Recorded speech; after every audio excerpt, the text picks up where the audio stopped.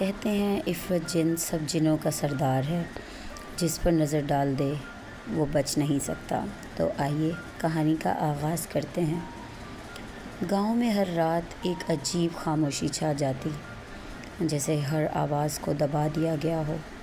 لوگ کہتے تھے کہ گاؤں کے کنارے ایک پرانا کنواں ہے اور اس کے اندر عفرت جن صدیوں سے قید تھا۔ یہ جن انسانوں کے خون سے طاقت حاصل کرتا ہے اور جو بھی اس کے سامنے آتا ہے وہ ہمیشہ کے لیے لاپتہ ہو جاتا ہے۔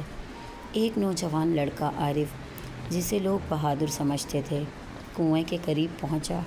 اس کے قدم زمین پر پڑتے ہی ایک سرد ہوا کا جھونکا آیا اور کنویں سے سرگوشیوں کی آوازیں سنائی دینے لگیں۔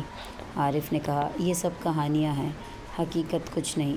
مگر جیسے ہی اس نے اندر جھانکا، دو دہکتی آنکھیں اندھیرے میں جھلملائیں، زمین ہلنے لگی اور ہوا میں جلنے کی بو پھیل گئی۔ عارف کے قدم زمین میں دھس گئے اور کنویں سے ایک خوفناک قہقہ سنائی دیا۔ اس کی چیخیں پورے گاؤں میں گونجیں اور صبح جب لوگ جاگے اس کا کوئی پتہ نہیں تھا۔ گاؤں کے بزرگوں نے کہا، عفرت جن آزاد ہو چکا ہے اور اب وہ گاؤں میں کسی کو بھی شکار بنا سکتا ہے۔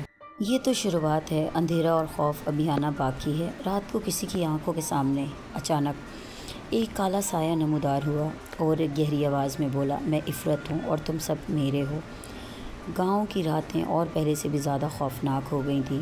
ہر گھر کے دروازے خود بخود بند ہونے لگے اور کھڑکیوں سے سرد ہوا کے جھونکے آ رہے تھے۔ لوگوں کے کانوں میں لگاتار سرگوشیاں سنائی دیتی، مگر جب وہ دیکھنے جاتے تو وہاں کچھ بھی نہ ہوتا۔ عارف کی گمشدگی کے بعد گاؤں کے نوجوان خوفزدہ تھے، مگر کچھ نے ہمت کر کے کنویں کے قریب جانے کا فیصلہ کیا۔ رات کے اندھیرے میں برگد کے پرانے درخت کے نیچے کھڑے ہوئے اور اچانک زمین میں دھسنے کی آواز سنائی دی۔ ان کے دل زور زور سے دھڑکنے لگے اور ایک چھوٹا سا کالا سایہ درخت کی شاخوں سے نیچے چلکا۔ جیسے ہی وہ سایہ آگے بڑھا، دو سرخ آنکھیں اندھیرے میں چمکی۔ لوگ چیخنے لگے، مگر ان کے منہ سے آواز نہیں نکل رہی تھی، بس آنکھیں خوف سے کھلی رہ گئیں۔ سایہ ایک ایک قدم کے ساتھ ان کے قریب آ رہا تھا اور ہر قدم کے ساتھ ہوا میں ایک عجیب سردی پھیل رہی تھی۔ ایک نوجوان لڑکی زینب نے بتایا کہ اس نے خواب میں وہی آنکھیں دیکھی تھی جو اسے پکڑنے کی کوشش کر رہی تھی۔ اس نے سب کو بتایا، یہ صرف خواب نہیں ہے، حقیقت ہے۔ عفرت جن ہمیں مارنے کے لیے آ چکا ہے، تم لوگ ایک دوسرے کے ہاتھ پکڑ لو۔ کنویں کے کنارے پیچھے ہٹے، مگر سایہ انہیں گہری نظر سے دیکھ رہا تھا۔ اچانک زمین کے اندر ایک گہرا قہقہ سنائی دیا اور سایہ ایک لمحے کے لیے مکمل طور پر نمودار ہوا۔ قد دیوار سے بھی بڑا، آنکھیں آگ کی طرح دہکتی ہوئی اور سانس ایسے باہر نکل رہی تھی جیسے ہزار ہاتھوں کا زور ہو۔ سب لوگ ایک ساتھ چیخ اٹھے اور وہ سایہ اچانک درخت کے پیچھے غائب ہو گیا۔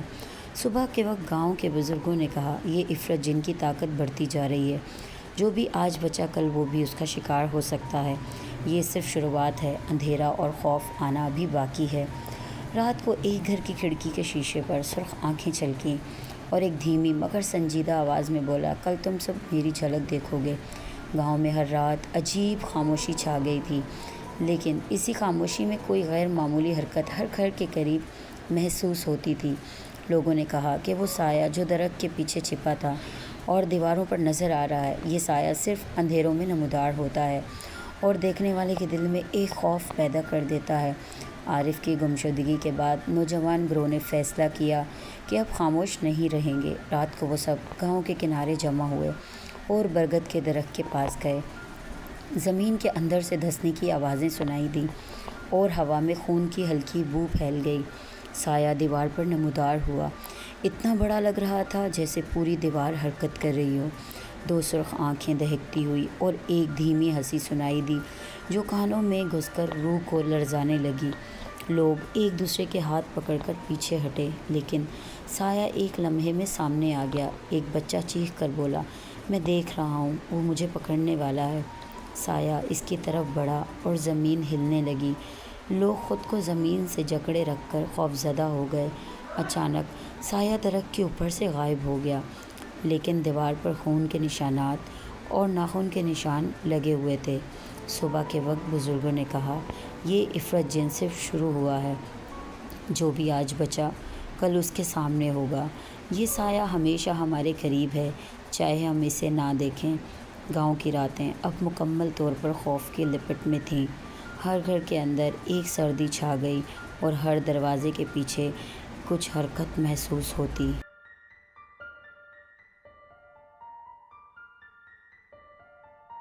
لوگ رات کے وقت باہر نکلنے سے ڈرنے لگے اور بچوں کی چیخیں سن کر سب کانپنے لگے۔ عارف کے بعد اب ایک اور نوجوان لڑکی سارا غائب ہو گئی۔ سب نے کہا کہ وہ صرف گھر کے پاس تھی، لیکن صبح تک اس کا کوئی پتہ نہیں تھا۔ جوتے زمین پر پڑے تھے اور کنارے پر چھوٹے خون کے دھبے تھے، جیسے کوئی سایہ اس کے ساتھ کھیل رہا ہو۔ گاؤں کے بزرگ دعا کرنے لگے، مگر دعا کا اثر نہ ہوا۔ رات کو برگد کے درخت کے پاس کچھ سرخ آنکھیں جھلکیں اور دھیمی ہنسی کی آواز گونجی۔ وہ آواز کہیں قریب کہیں دور سے محسوس ہو رہی تھی، جیسے ہر قدم کے ساتھ اس کی موجودگی بڑھ رہی ہو۔ لوگ گھبرا کر اپنے گھروں میں بند ہو گئے، مگر ہر کمرے میں سایہ نمودار ہو رہا تھا۔ چھتوں پر خون کے نشانات، دیواروں پر ناخن کے نشان دیکھ کر سب کے ہوش اڑ گئے۔ ایک بچہ چیخ کر بولا، میں نے دیکھا، وہ ہمیں دیکھ رہا ہے، وہ ہمیں پکڑنے والا ہے۔ صبح کے وقت گاؤں کے بزرگوں نے کہا، عفرت جن صرف طاقتور نہیں ہوا، وہ اب پہلا شکار بھی کر چکا ہے۔ جو بھی آج بچا کل اس کے سامنے ہوگا اور ہم سب کو اس کے قہر کا سامنا کرنا پڑے گا۔ گاؤں کے لوگ خوف اور بے چینی میں تھے، لیکن اب عارف اور کچھ نوجوان لڑکیوں نے فیصلہ کیا۔ انہوں نے پرانی کتابیں اور دعائیں ساتھ لے کر برگد کے پرانے درخت کے پاس پہنچے، جہاں عفرت جن اکثر نمودار ہوتا تھا۔ رات کا اندھیرا گہرا اور ہوا سرد تھی، جیسے خود آسمان بھی خوف زدہ ہو۔ عارف نے کہا، اب ہمیں ہمت کرنی ہوگی، یہ سایہ، یہ جن صرف خوف پیدا کرنے آیا، اسے ختم کرنا ہوگا۔ سب نے ایک دائرہ بنایا اور پرانی کتاب سے عفرت جن کا اصل نام بلند آواز میں پکارا۔ زمین لرزنے لگی، ہوا میں آگ کے شعلے پھیل گئے اور سایہ درخت سے باہر نمودار ہو گیا، دیوار سے اونچا، آنکھیں آگ کی طرح دہکتی ہوئی۔ عفرت جن چیخ ماری اور ہر قدم پر زمین ہلنے لگی۔ نوجوان لڑکے نے اپنے ہاتھوں میں دعا اور روشنی کے شعلے پکڑ کر اس کے قریب کیے۔ عارف نے خوف کو نظر انداز کرتے ہوئے اس کا اصل نام پکارا اور جن کی آواز کانپنے والی چیخ میں بدل گئی۔ سایہ دھیرے دھیرے چھوٹا ہونے لگا، آنکھیں مدھم ہو گئیں اور زمین کے اندر دھنسنے لگا۔ گاؤں والوں نے سانس لیا اور پہلی بار محسوس کیا کہ اندھیرا کمزور ہو رہا ہے۔ لیکن جیسے ہی سب خوش ہونے لگے، ایک دھیمی آواز گاؤں کی ہوا میں گونجی، میں گیا نہیں ہوں، میں ہمیشہ تمہارے پاس رہوں گا۔ صبح کے وقت گاؤں میں سکون لوٹ آیا۔ گاؤں کے لوگ جان گئے کہ عفرت جن کو کمزور تو کیا جا سکتا ہے، مگر اس کا خوف ہمیشہ زندہ رہے گا۔ عارف نے کہا، ہم نے لڑائی جیتی، مگر یاد رکھو، کچھ چیزیں مکمل طور پر ختم نہیں ہوتی۔ گاؤں کے بچے اب بھی رات کو خوفزدہ ہو کر بستروں میں سو جاتے، کیونکہ ہر پرانا برگد، ہر سایہ، ہر سرخ آنکھ کی یاد اب بھی ان کے دلوں میں زندہ تھی۔